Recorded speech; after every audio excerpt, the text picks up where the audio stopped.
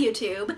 Today on the Naughty Librarian, I am bringing you a discount book haul. So, I bought these books in the very beginning of May. Okay, so here's real talk for a second. I did buy this from a company that I have since found out is very problematic, so I won't be naming the company I bought these from. I had bought from this company for years and I'm very disappointed in them, so I won't be buying from them in the future. And that was another reason why I didn't post this video right away, because I was like, should I do the post about it? Should I not? I don't want to promote this company. And then I was like, you know what? It's not the book's fault. I bought these books because I wanted to read these books. It's not the book's fault that they were sold to me by a company I will no longer be shopping at. So I'm going to do the book haul because it's not the book's fault. Let's get into these books I bought. I am super pumped about them. First up, I have Twice Bitten by Lynsay Sands. This is just kind of a random book of the Argent Vampire series. I have been wanting to start that series and I haven't done it yet. And I think this is book like between 19 or 22 of the series. I'm not going to get to it for a while, but they had it for like $2. So like I'm going to buy it while I can for $2. This is about a female vampire who is over 140 years old but hasn't done much living, so to speak. I mean, you know, vampire, so living with quotations. And she's finally setting off on her own. She's gonna hunt down some bad vampires. She's gonna live her life. She's gonna have a fling. She's living her best life. She's doing a great job. And then she's like, oh, her landlady's like grandson is like hitting it. And of course, there's going to be peril, bad things keep happening around Elsbeth, and this ex-special forces operative, who it just happens to be the landlady's grandson, is just like, I'll protect you. And I'm like, she's a vampire, I don't know how much protection she needs, but I assume sexy results. So yeah, I mean, it's Lynsay Sands. Her books are book candy. They're all pretty simple, and I kind of like simple sometimes. And I mean, I'm not going to get to this one for a while because there's a lot of books between book one and book whatever number this was. But hey, $2, it was worth getting it. I'm not going to pass up a good deal when I get it. I also picked up a copy of Oneeyed Dukes Are Wild by Frampton because, oh my goodness, look at this cover. He has an eye patch. An eye patch! Ah! I got so excited when I saw like this like old school kind of like romance novel cover. Like it's not like watercolor like they used to be, but it's like a less painted one. And he has an eye patch. Oh my gosh, I'm like living for the corniness already. This is about a scandalously unmarried lady named Margaret. And she's just like, ooh, I'm gonna do some crazy stuff. I'm acting up, I'm acting out, I'm having a good time. And then she meets this guy who has an eye patch and she's like, oh my goodness, down, like he can hit it. And he's just like, whoa, no, I'm a duke and I'm like really proper. And she's like, ugh, live a little. And he's just like, okay. And then like they go off on an adventure, probably with sexy results. But like, I will tell you right now, a lot of the selling point of this book is eye patch, and I'm so into it. No regret spending $2 on this. It's worth it for the eye patch cover alone, but I'm hoping also the book is good. I also picked up The Lost Queen by Signe Pike, and this one seemed so cool. A lot of the names are Celtic, so I don't know if I'm going to pronounce them correctly right away. So I'll just read you this one sentence. Introducing Langareth, the forgotten queen of 6th century Scotland and sister of the man who inspired the legend of Merlin. What? Yes, give me it. We're following Langareth, and she is off being Celtic in Scotland, and probably pagan as well. And she is betrothed to a Christian king, but she's like, oh, Christians and pagans, not gonna work. And then one of the Pendragons, I'm assuming Arthurian legend Pendragon, shows up, and she like meets one of his knights, and she's like, sup to the knight, and then she wants to marry him instead. So I think this is actually based on a historical figure. I'm not sure if it's a real historical figure or a historical mythical figure. I guess I'll have to do more research into that, but I'm way into it. I am way into this. As soon as you said real life inspiration for Merlin, and that's his sister, and I'm like, yes, put me in that world. I'm very into like primordial forests and like old pagan magic and like the Arthurian era. Like, I'm kind of like feeling it right now. I don't know why I'm vibing with it so hard, but like I'm vibing with that era and I want to read books in it. So this one I'm super pumped about. I also picked up The Perfect Assassin by K.A. Doore. And I mainly picked this up because it was blurbed on the front cover by S.A. Chakraborty, who wrote City of Brass, and like, I love City of Brass. So this is following Amistan, who is a rather reluctant assassin. I think he was born into this family who has always like raised assassins, and he's just kind of like, but like, do I have to? He's kind of very much having an existential crisis. And then wouldn't you know, a lot of other top assassins wind up dead, and there's like a lot of chaos going on. And the Assassin Guild is like, hey, you gotta figure out who's doing this shit or it's your problem. You're gonna be the one we blame. And he's like, but I didn't do it. And they're like, we'll figure it out then. And he's just like, well, shit. So he has to go find out who's doing what.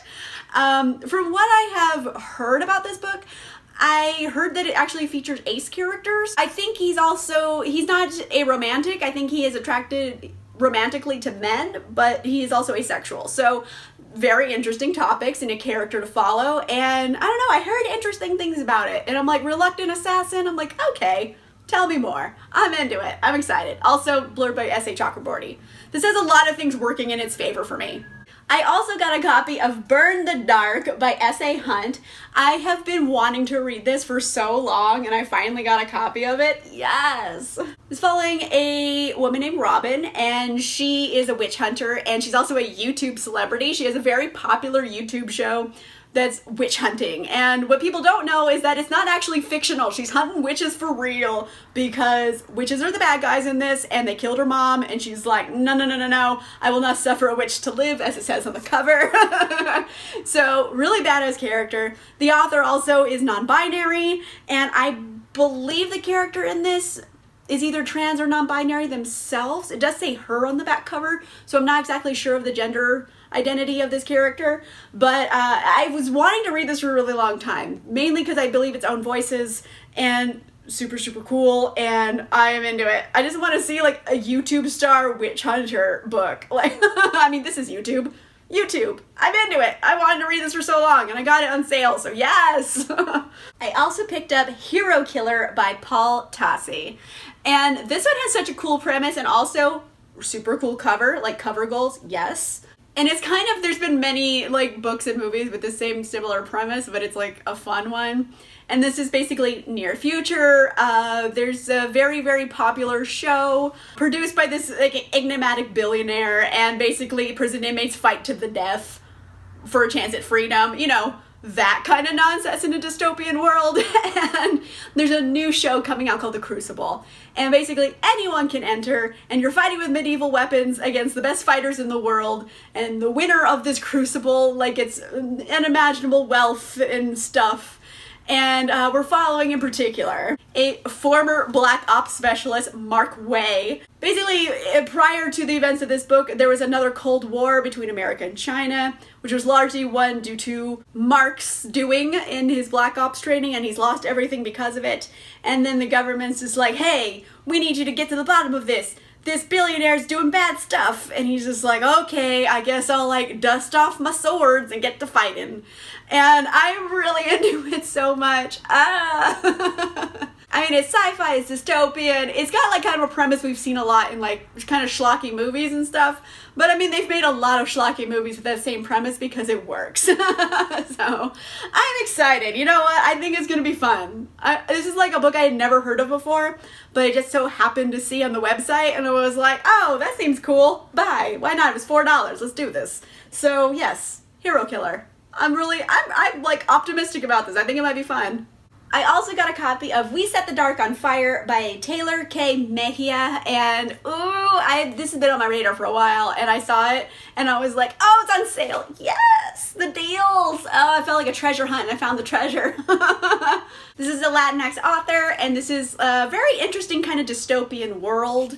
And in it, there is, you know, like this school where girls go to, and once they graduate, they are basically just turned into wives. And I think men have 2 wives all the time. One runs his household, and the other one raises the kids. So it's not a great world, I'm assuming. And that's just for like the upper elite or people with money. The lower class people have to deal with poverty and uprisings and violence all the time. So there's two very different worlds, you know, tale of two cities, so to speak. And we're following Daniela in particular. Daniela is a bit of a fraud. Her parents fought tooth and nail to fake her paper so she would look like an upper crust student to be allowed into this school and, you know, get out of poverty.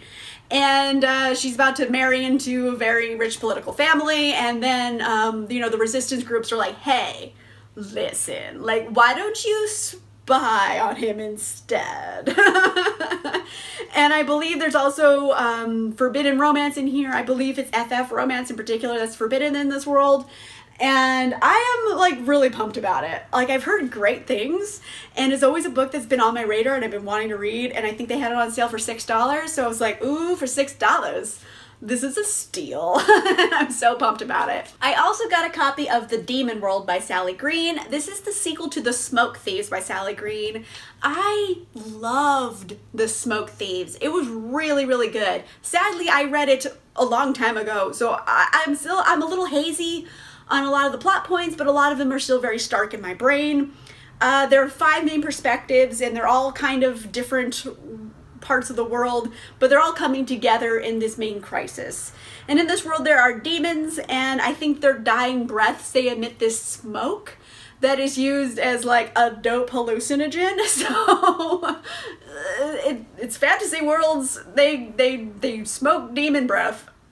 But it's also about political intrigue and assassins and dangerous uprisings and demon children and all kinds of cool stuff. And I really, really, really love The Smoke Thieves. It was so good. I think this is technically marketed as YA, but it is not YA. I would not recommend this to young YA readers. The first book was very intense, and some of the content, and especially the violence, I felt was too intense for a YA audience, I would say. I felt like it was an adult book masquerading as YA. So don't be put off by the YA label. This is definitely an adult book. And I have been wanting to read book 2 for a long time. Like a long time. And now like I'm worried that I've forgotten a lot of details from book 1. But I'm hoping book 2 does a lot of little like wrap-ups where they're like, oh, and because this, and this, and they do the little recaps throughout the story, so I remember book 1, because I just don't think I have time to reread books ever, so we'll find out. But I've been wanting this one for a really long time and continuing on with that story because I love The Smoke Thieves, so I'm really excited for The Demon World. I think it'll be a fun sequel. Hopefully I will still love this world just as much as I loved it the first time. I also got a copy of A Conspiracy of Truths by Alexandra Rowland, and look at this cover. It is gorgeous. Oh my goodness gracious. It's stunning. Like, so pretty. This book is very much about the power of stories. We're following a storyteller named Chant, and he gets arrested as a spy and a witch, and he's just like, I am neither of these things, but now he's in jail. So basically his only chance of surviving this is to tell a story so good that it captures everyone's attention or die. Like, those are his options. So he's just like, well, I've trained as a storyteller for a long time, so I'm gonna like put these skills to use. And he's very good at telling stories, and it does capture everyone's attention. And he gets kind of sucked into this new political landscape between all these rival rulers, and he's realizing he could be a pawn in this big game, or he can be a player himself. So he's kind of like trying to figure out this new political landscape and figure out where he fits into it, and also, you know, navigating this minefield of craziness.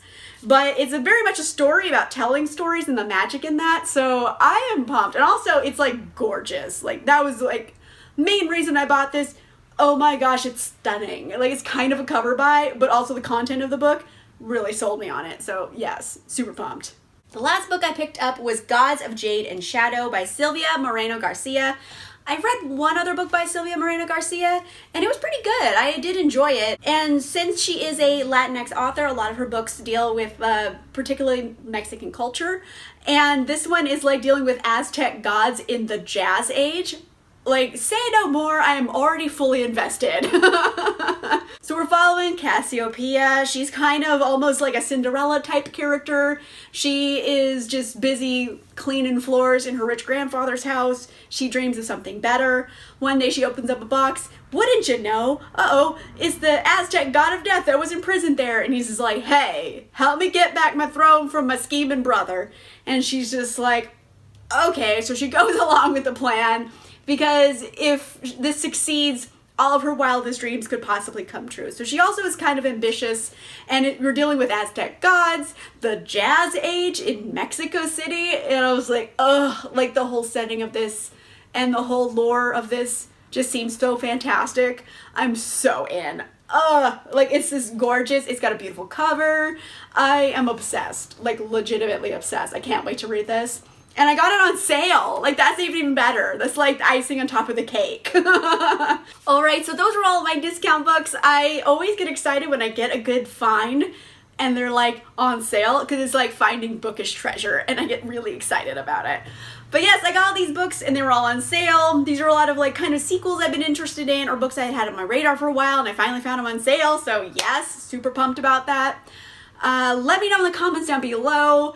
Have you ever bought a book just because the cover was stunning and you're just like, I need the book, I'll figure out what it's about later? Or, hey, have you read any of these books in particular? And if so, did you love them or did you hate them? Let me know in the comments down below. If you like this video, make sure you give it a like. And if you want to see more videos, make sure you subscribe. And I'll see you guys soon. Bye!